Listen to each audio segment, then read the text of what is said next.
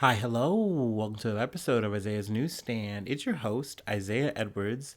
The date is April 27th, 2023. Hopefully, this episode finds you well, in good spirits, with high hopes. As for me, I'm making it. I'm doing my best. I've kind of come to the conclusion. I mean, like this month is just not my month. I've said this before. I'm gonna say it again. I just gotta get to May, and I know that really nothing changes. It's just a date on a calendar. It's just time forward. But I know that I'm gonna look back and be like, look, we made it happen. We made it through, despite all the ups and the downs of this month. That is the goal. So I'm knocking on wood, and keeping it moving. That's the goal on this Thursday. Let's see. Food corner. I got a cool little work treat. It was the end of Ramadan like celebration at work, and some coworkers, they every year will get together. They'll like cater some food for like the whole warehouse. This is like a warehouse of like around Jeezel Pete's, maybe around a 900 people or so, maybe more on a busy season.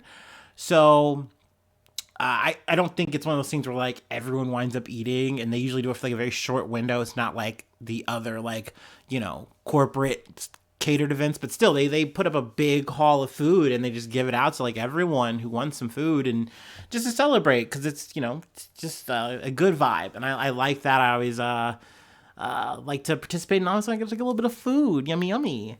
So I got like lamb, I think it was like some kind of like couscous and something like that, and like some onions and stuff. I don't know. It was a lot of little food, and it was all very yummy, and I really appreciated it. So that was nice. Not other than that, the usual. I think I made some pasta last night, so nothing too crazy out of the ordinary. So yeah, that's all we really got. I also honestly just forewarning, this is hopefully this is going to be a big episode, long episode. Probably want to be one of my shorter ones. I always say that, and then I wind up just taking you guys on way too long of a tale. So yeah, we can go ahead and just get to it. These are actually, it's a lot of it's kind of obituary type stuff. I don't love doing that on the pod, but these were some big individuals that have done a lot, and have affected a lot. So I just wanted to cover them, and then a little bit of an extra little news thing that just I don't know, I wanted to talk about. So let's get started. From the Independent, Harry Belafonte, singer, actor, and unshakable civil rights activist. Let's see, I believe he died April the 25th. Yes, 2023. And then he was born March 1st, 1927. Now, I actually didn't know too much about him. I'd heard the name vaguely in the recesses and stuff like that, but never any of the accolades. But I found out that he made the hit Deo, or the Banana Boat song. Day, it's a day. Daylight come and you wanna go home. I wish I could play songs and stuff for episodes, but I did that one time with like a Vince McMahon intro, and I got clapped, and I've been scared ever since. That being said, that was a banger, but he's done so much more than that. I had no idea that he not only did music, but he also performed like as an acting. He was alongside the greats like Sidney Poitier, stuff like that. Also, obviously, rest in peace to Sidney Poitier. But also that he was a big civil rights activist, and that was something that was really a big driving force in his life. Seeing him actually like be someone that Martin Luther King Jr. would come to for advice, and then Belafonte would go to later like help out and support him and his family as he was like in jail, and going through the civil rights movement. So just be someone who's made all of these accomplishments, and then see someone like Martin Luther King Jr. and assess like, this is a person I need to like help, and I'm gonna stand alongside, and I'm like, that's amazing. It was really cool to kind of learn about that kind of stuff, hear about all his accolades. Also, he kept it really fucking real with the George Bush administration. I believe, like, well, yeah, let's see it. By 2005, at the age of 77, he infamously damned. I love the person who wrote this. They were very, like, dramatic, which is fair. There's an obit, I guess. He infamously damned President George W. Bush as the greatest terrorist in the world. True. Based and real. He also called Condoleezza Rice and Colin Powell house slaves, which definitely hits. Obviously, if you know what that is supposed to mean as opposed to like house field slaves, stuff like that. And also understanding what their roles were in the administration. I feel like, I don't even want to say especially one or the other because they both were that. They're both two black people in George W. Bush's cabinet who were there because they had a proven status and they were people of color. So it's like, yep, see, like, yeah, I might be some fucking conservative piece of shit monster guy, but hey, at least I can appreciate black people. And I mean, honestly, Colin Powell especially did not disappoint.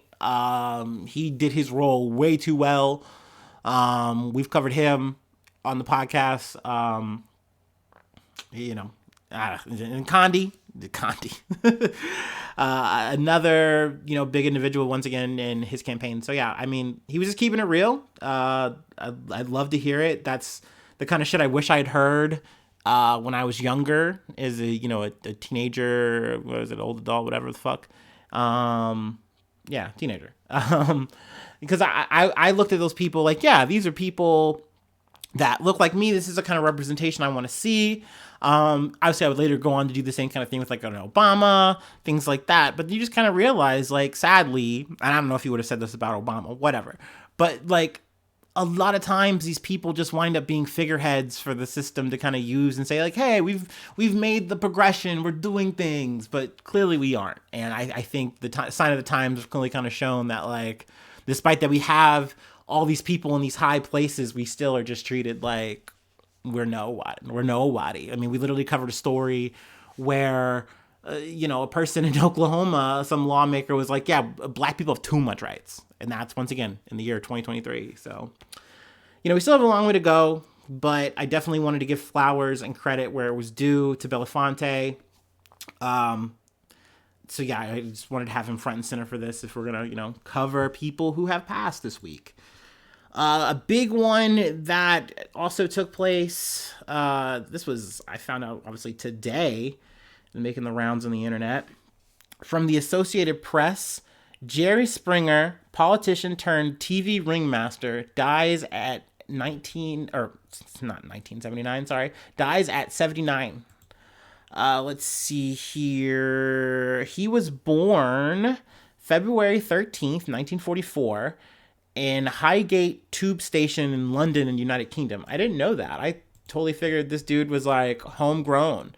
Actually, especially too, because in like Cincinnati, Ohio, Jerry Springer is even a bigger name because he was politically active here. He sat on the council. He wound up being mayor, had aspirations of becoming like a governor or senator. That never happened, but obviously we all know him for the Jerry Springer Show. Obviously, big fucking deal, very massive hit. And I mean, I think a lot would say for the better. I think I read a status today from someone like, oh, thank you, Jerry, for babysitting me when I was growing up. And I get that statement, obviously, because Jerry Springer was on, while we would call off from school, being sick or whatever, you had a sick day, snow day, whatever. A lot of people were watching, the Jerry Springer Show and all the crazy shit that was taking place there. That being said, me personally, I gotta say, the Jerry Springer Show just wasn't for me. I've said it before, I'll say it again. I came from a Christian background. So, like, the idea that I was going to watch Jerry Springer was just a big old no-go. That being said, I mean, my parents let me play all kinds of video games I wanted. I could watch a lot of things. Maybe if it was like an action thing that was violent, that was probably all right. But just something like Jerry Springer was just frowned upon. I mean, and for example, some of the titles, some of these episodes Stripper sex turned me straight. Stop pimping my twin sister and hooking up with my therapist. Just to name some, few titles. There's also some other things too. I know that there's another side of this conversation where people are like, why are people fucking giving any shit about Jerry Springer?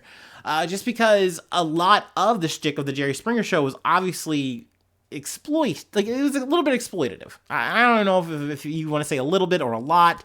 Whether or not there's racial components involved in some of the episodes, obviously there were there's episodes where like the KKK and they're over here on stage fighting with black people and shit. Shit's crazy. That being said, these things were meant to be controversial. They were meant to get a rise out of people. Jerry Springer leaned into that kind of shit and was like, hey, you're not supposed to be coming on TV, looking at TV to like get morals. You're here to this is almost like a mirror, this is the society. Like, you shouldn't look at it as anything more than that. And, I think personally, I kind of respect that. Also, I think that, he was about the city, which was cool. That being said, he was a little bit too in the streets, maybe. He said what he called he battled an addiction to prostitution, something that kind of potentially maybe led to a part of his undoing politically, because he was literally giving sex workers checks, like literal checks, and I'm like, what? That's such an old man behavior, I think, just nowadays, but I guess he thought that was okay. But that being said, like I said, Jerry Springer's a big deal. Definitely someone, now that he's, gone, wanted to, talk about on the podcast. I'm trying to think, was there anything else I wanted to add? Oh yeah, I did want to say, in terms of how he died, I think it was a terminal illness, but I don't know what, and I think he was just diagnosed with it maybe recently. So yeah, that's another death. Let's see. Now this one, I have the on the title Emmett Till, because to me, Emmett Till is more important than this person. If you know anything about Emmett Till, then you already kind of know what I'm about to maybe get into and why maybe I'm already kind of coming off feeling away. But let's see. From the Associated Press, white woman whose claim caused Emmett Till's murder has died. So let's see. Carolyn Bryant Donham. She died in hospice Tuesday night in Westlake, Louisiana, according to a death report filed Thursday. I believe it was cancer. If I'm not mistaken, a lung battle with cancer, maybe. I don't know. But this was the woman who accused Emmett Till of whistling at her. I've heard it more or less said specifically as a whistle. And essentially during that time, 1955, you couldn't even look, if you were a person of color, if you were black, you could not look at a white person. If you did, you were liable to get your ass beat just for that alone. And, according to what happened, he whistles at her. She then, I think, tells her husband, and then her husband and brother wind up kidnapping Emmett Till, beating him, and, just lynching him, and he winds up hung. And Mamie Till Mobley, she winds up insisting on having an open casket funeral in her hometown of Chicago, so that, they can see, the world can see what was done to her boy. And obviously this was one of the many highlights in just a lot of racial inequality, a lot of brutality by white people on people of color over anything and anything they can think of. It just goes to show how little of a reason they needed for this to happen. A person whistling at another person, and we're going to kill that person now. And also, just to finish off the rest of the story, both the husband and the brother both get away with it. They were tried by their peers, their white peers, And then they later go on in a magazine to say, yeah, well, we did it. We did do that.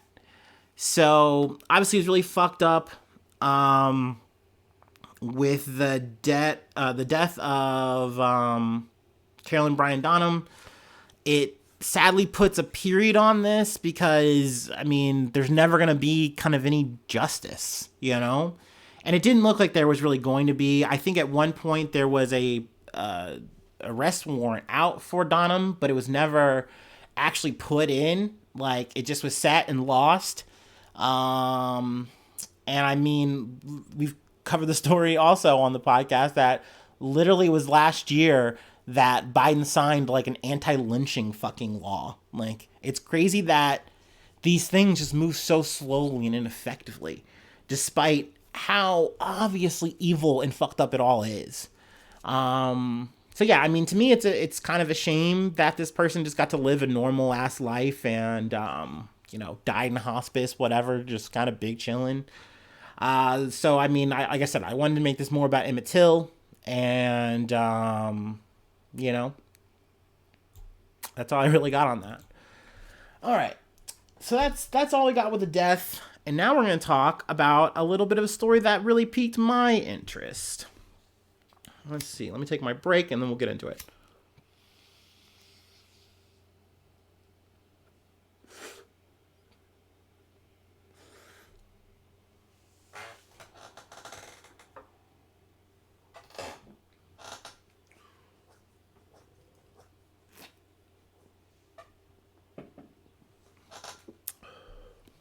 All right.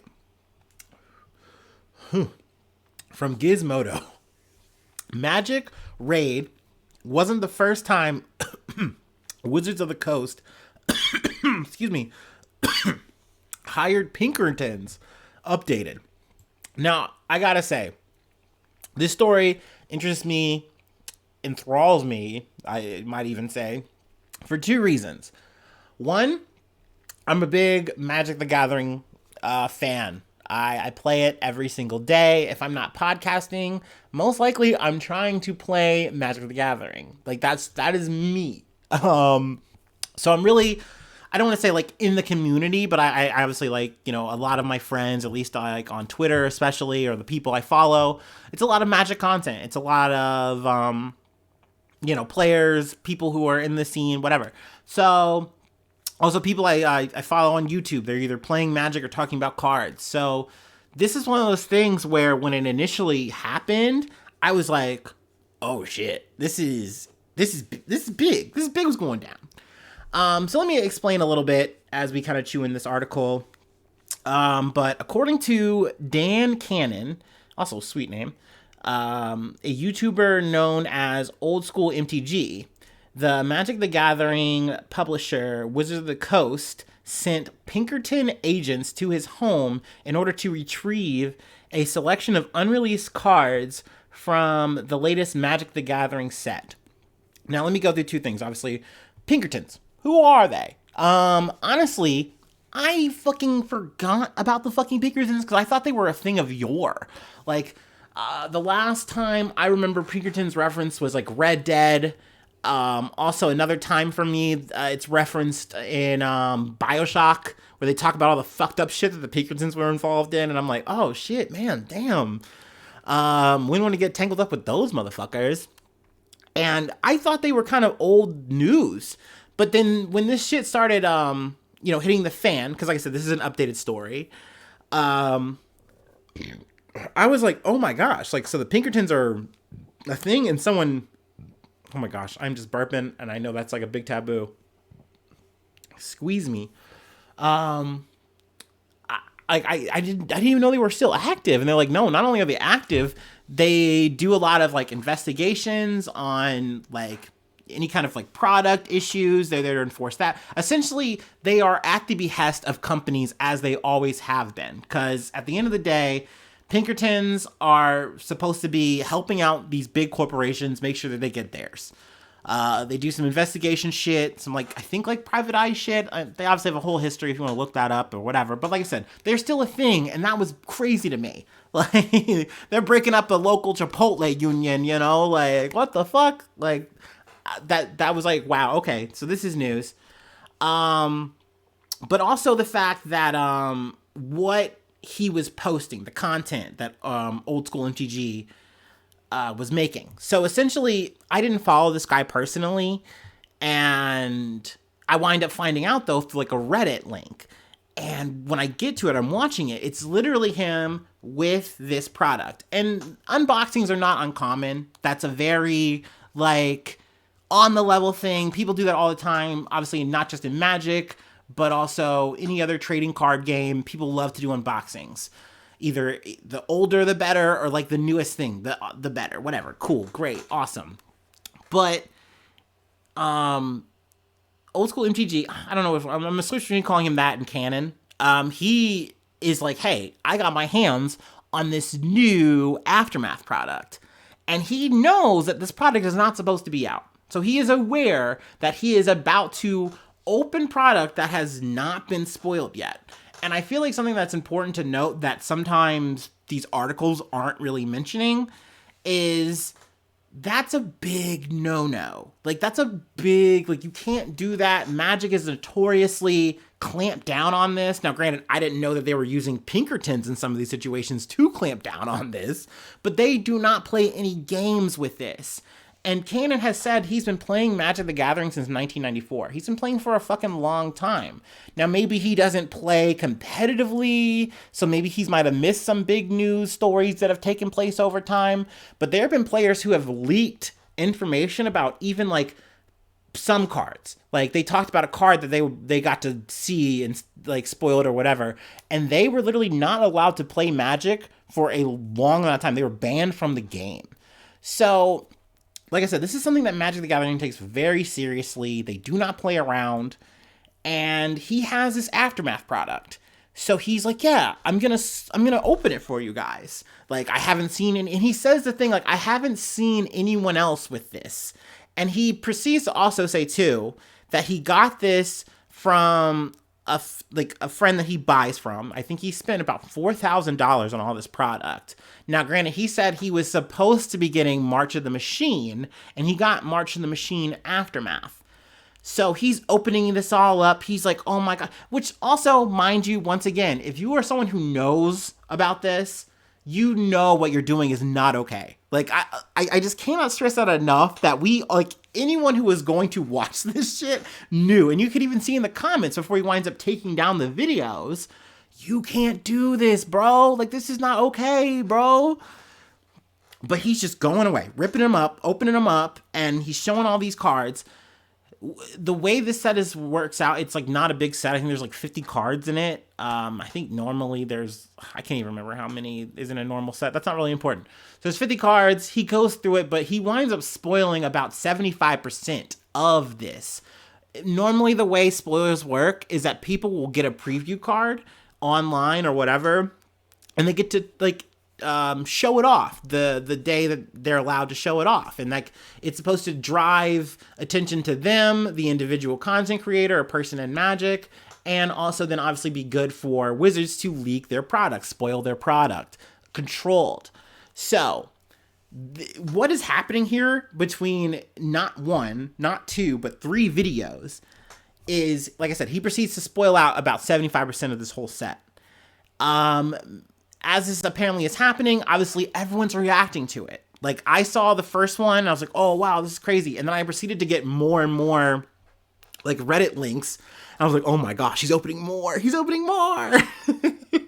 So, needless to say, I was intrigued. Because, look, just like Jack Teixeira, whatever the fuck, who leaked the fucking government, the military shit, just like Edward Snowden, I like leaks. Leaks are cool. Like, even if you're boneheaded about it, I still like a good leak. And when it comes to Magic the Gathering, my hobby thing, yes, I know that people have said before, like, oh, like, this takes away from the content creator, yada, yada, yada. But, like, give me the leaks. I want the info. Like, I'm just that guy. I was not gonna not look.